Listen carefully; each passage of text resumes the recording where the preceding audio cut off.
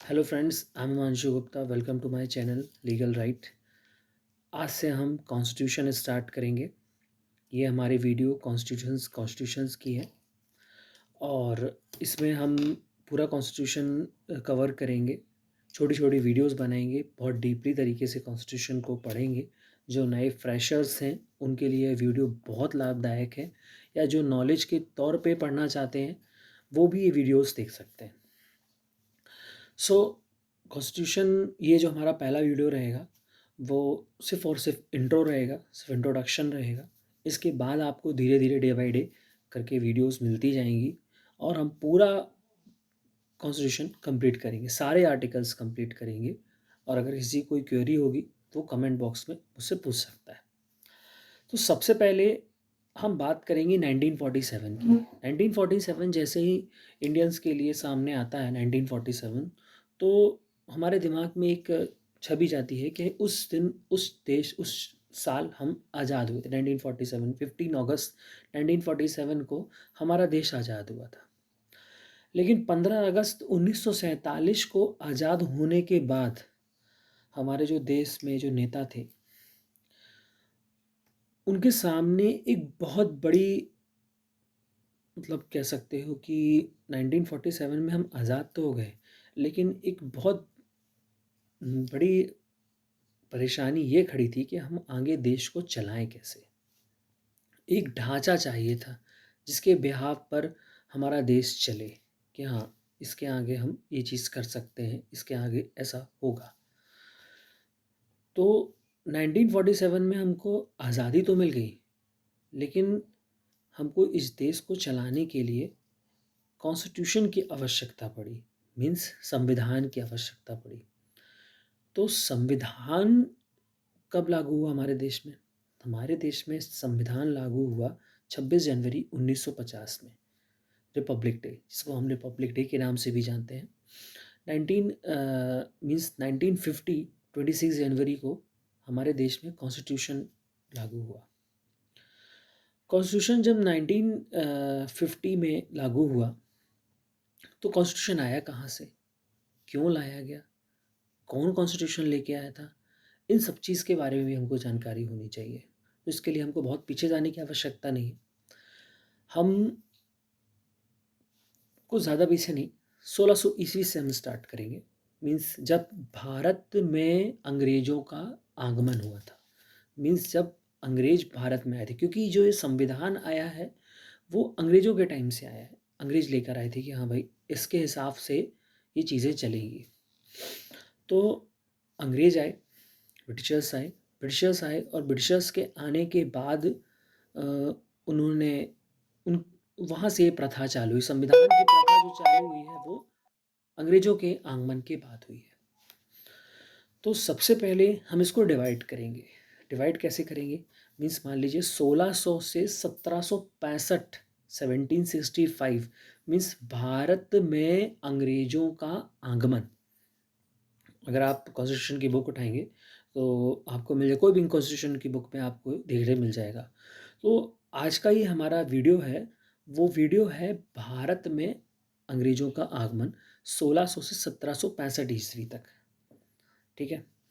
तो 1600 से 1765 ईस्वी की अगर हम बात करें तो सबसे पहले जब भारत में अंग्रेज आए, क्यों भारत में अंग्रेज इसलिए आए, उसकी दो वजह थी। सबसे पहले तो भारत में अपार संपत्ति थी, बहुत संपत्ति थी। तो जब भारत में बहुत संपत्ति थी तो इसकी जो खबर थी वो इंग्लैंड तक पहुंची। और उस समय इंग्लैंड में जो शासक थी वो थी एलिजाबेथ, महारानी एलिजाबेथ थी।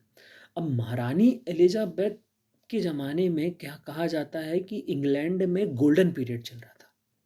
मीन्स सब कुछ था उनके पास, भरपूर था, पर्याप्त सारी सुविधाएं थी। तो उन्होंने क्या किया कि मतलब उस समय एरोप्लेन तो था नहीं, जो भी यात्राएं होती थी या तो पैदल होती थी या तो जहाज ही होती थी। तो जहाज के द्वारा वो भारत आए। तो जब भारत आए तो उस समय जो मुग़ल शासक थे, तो मुग़लों का शासन था उस टाइम पे। तो जब आए वो यहाँ पर, तो उन्होंने अनुमति ली, जो मुग़ल बादशाह थे, तो उनसे उन्होंने अनुमति ली कि हम यहाँ पर व्यापार करना चाहते हैं। तो बाहरी थे, शासक ने भी सोचा कि हो सकता है कुछ नया होगा, तो उन्होंने उनको परमिशन दी। और जब परमिशन दी तो उन्होंने यहाँ पे व्यापार करना चालू किया और अपनी एक कंपनी डाली। उस कंपनी का नाम था ईस्ट इंडिया कंपनी। जब ईस्ट इंडिया कंपनी उन्होंने भारत में स्थापित की, सबसे पहले ईस्ट इंडिया कंपनी का जो उन्होंने कारखाना था, सबसे पहले ब्रिटिशर्स आए हैं तो व्यापारिक दृष्टि से आए हैं कि हाँ भाई, हमको यहाँ पर व्यापार करना है, यहाँ पे सुख समृद्धि है और हमको यहाँ पर व्यापार करना है। तब उनका यहाँ पे शासन करने का कोई इरादा नहीं था कि हम शासन करना चाहते हैं। वो सिर्फ और सिर्फ यहाँ पे व्यापार करना चाहते थे। तो व्यापार करने के बिहाफ पे वो आए कि हाँ भाई, हम यहाँ पर व्यापार करेंगे। व्यापार करने के हिसाब से आए और उन्होंने ईस्ट इंडिया कंपनी स्थापित की। फिर चार्टर, मतलब उस समय जो उनको आदेश जो दिया गया था, कहते हैं ना चार्टर लेख महारानी एलिजाबेथ द्वारा, इसी को कहा जाता है कि उन्होंने एलिजाबेथ, मतलब अपने जो वहाँ के लोग थे, अपने जो लोग थे उनको एक परमिशन दी, एक चार्टर लेख पारित किया कि आप भारत जाकर व्यापार कर सकते हो। और उसके बाद वो भारत में आए और भारत में उन्होंने परमिशन ली कि हाँ भाई, हम यहाँ पे व्यापार कर सकते हैं। और उन्होंने परमिशन, मतलब उनको परमिशन मिल गई कि आप व्यापार कर सकते हो। और उन्होंने सूरत में सबसे पहला जो कारखाना था वो सूरत में उन्होंने डाला। और सूरत में जो उन्होंने डाला, उसके बाद सूरत के बाद बम्बई में डाला, मद्रास में डाला और कलकत्ता में डाला। मतलब ये जो प्रेसिडेंसी एरिया, मतलब व्यापारिक केंद्र ब्रिटिशर्स के थे। फिर इसके बाद जब इतना हो गया कि हाँ भाई चलो ठीक है, फिर जो लोग आए थे उन उन उन पर भी एक अनुबंध बना के भेजा गया था। मीन्स 26 लोगों, मतलब एक गवर्नर जनरल बनाया था, मीन्स हेड बना के भेजा था, जो जो कि उनके द्वारा गवर्नर जनरल कहलाया जाता था। और 26 मेंबर्स, मीन्स 26 मेंबर की एक कमेटी थी। और वो जो कमेटी थी उनको विधि बनाने की, साथ ही साथ उन पे रूल करने की, और जो मतलब अलग कर रहा है या फिर जो उनकी बात नहीं मान रहा है और जो उनके बीच के थे, उनको दंड देने की भी शक्तियाँ, विधि उनको प्राप्त थी। फिर इसके बाद क्या हुआ कि धीरे धीरे करके जब उनका व्यापार चलने लगा और व्यापारिक दृष्टिकोण बदलने लगा उनका, और वो राजनीति की तरफ बढ़ने लगे कि हाँ भाई, अब हम जो हैं वो व्यापारिक दृष्टिकोण से राजनीतिक दृष्टिकोण, मतलब धीरे धीरे करके साल बीतते गए और टाइम पीरियड लगा, क्योंकि 1600 टू 1765 तक की बात कर रहे हैं। फिर उसके बाद जब इतना हुआ तो 1726 का एक राजलेख आया। कहाँ से आया? इंग्लैंड से आया। और उस इंग्लैंड में क्या था कि उस राजलेख में ये था कि अब तक विधि बनाने की शक्ति कंपनी के इंग्लैंड स्थित निर्देशक बोर्ड में थी। मतलब जो भी विधियाँ बनाई जा रही थी वो कहाँ से बनाई जा रही थी? कंपनी की जो एक निर्देशक बोर्ड था, मतलब इंग्लैंड में जो एक कंपनी में निर्देशक बोर्ड बैठा हुआ था, वो एक विधि बनाने की शक्ति रखे थे। लेकिन वो यहाँ पर तो थे नहीं कि हाँ भाई वो इंडिया में थे। तो इंडिया में क्या सिचुएशन है, कैसी सिचुएशन है, कैसे लॉज की आवश्यकता है, कैसे नियम की आवश्यकता है, तो इसकी जानकारी उनको थी नहीं। तो उन्होंने उस समय पे क्या किया कि जो 26 मेंबर्स थे और गवर्नर थे, उनको एक अनुमति प्रदान की। मतलब एक ये जो 1726 का एक राजलेख दिया, इस राजलेख में उन्होंने ये बताया कि भाई आप जो है, किसी कोई अगर मान लो उल्लंघन करने वालों को दंडित करने की शक्ति भी प्रदान, मतलब जैसे मान लीजिए कि उपनियम, नियम और अध्यादेशों को पारित करने की भी उनको एक परमिशन दे दी गई कि हाँ भाई, आप कोई परमिशन है कि आप अगर कोई उपनियम या नियम या कोई चीज़ भी आप पारित कर सकते हो, और अगर कोई इसका मतलब विरोध करता है या फिर इसको नहीं मानता है तो आप दंडित भी कर सकते हो। अभी तक उनको क्या था कि कोई लॉ नहीं बना पाते थे, जो वहाँ से बनता था और उसके बाद ही अब ये क्या कर रहे हैं, यहाँ पे लॉ बना सकते हैं। पहले लॉ बनाने की इन पास शक्ति नहीं थी, जो लॉ बना के भेजे गए हैं वही आपको फॉलो करना है। अब क्या था, लॉ बना सकते हैं ठीक है? अब लॉ बना सकते हैं, तो ऐसा नहीं कि अब ये जो बना है वो लॉ बना सकते हैं। उसमें भी 2 कंडीशन दे दी गई कि हाँ भाई, आप 2 चीज़ें आपको माननी पड़ेंगी। पहली चीज़, जो अंगल विधियाँ थी उनकी विपरीत आप कोई लॉ बना नहीं सकते। ऐसा नहीं कि आप इंग्लैंड के विरोध में ही कोई, मतलब इंग्लैंड की या ईस्ट इंडिया कंपनी है, उनने कोई लॉ बनाया, उसके विरोध में आप कोई लॉ बना दो। और दूसरा चीज़ कि कोई भी आप लॉ बना रहे हो वो विधिक हो, मतलब एक कह सकते हो कि मान्य हो, कि हाँ भाई ये चीज़ जो है युक्त है, ऐसा नहीं कुछ भी बना दिया। तो एक हिसाब से इनको एक प्रॉपर तरीके से ये इन्होंने अपना सेटअप बनाना चालू कर दिया। धीरे-धीरे व्यापारिक दृष्टिकोण से ये पॉलिटिकली आने लगे, शासक बनने की कोशिश करने लगे।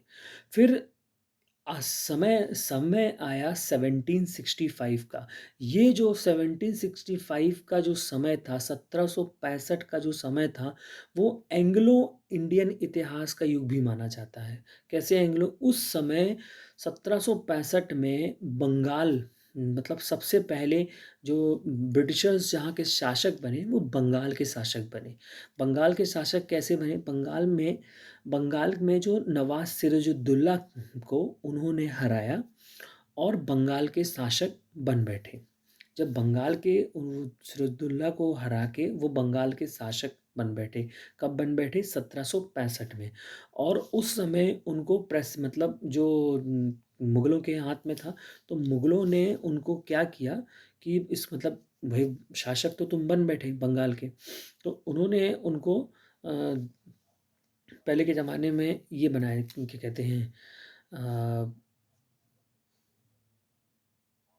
ना, प्लासी की जीत से ही भारत में अंग्रेज़ों साम्राज्य की नींव डाली गई। सन 1765 में मुगल बादशाह आलम ने अपनी कंपनी को बंगाल, बिहार और उड़ीसा का दीवान बना दिया। अब सन 1765 में जो मुगल बादशाह थे, उन्होंने कंपनी को बंगाल, बिहार और उड़ीसा का दीवान बना दिया। और इस तरीके से 1765 के बाद से उन्होंने सबसे पहले बंगाल में शासन करना चालू किया, और वो दीवान भी बन गए 3 जगह के। इसके बाद जो हमारी नेक्स्ट वीडियो रहेगी, हम वीडियो को ज़्यादा बढ़ाएँगे नहीं, छोटी-छोटी वीडियोज़ डालेंगे। इसके बाद जो हमारी नेक्स्ट वीडियो रहेगी वो 1765 टू 1858 ब्रिटिश साम्राज्य की स्थापना। अभी तक ब्रिटिश साम्राज्य की स्थापना नहीं हुई है। अब जो 1765 में न्यू डली है, 1765 से 1858 तक ब्रिटिश साम्राज्य की स्थापना होगी। ये हम आपको नेक्स्ट वीडियो में मिल जाएगा। Thank you.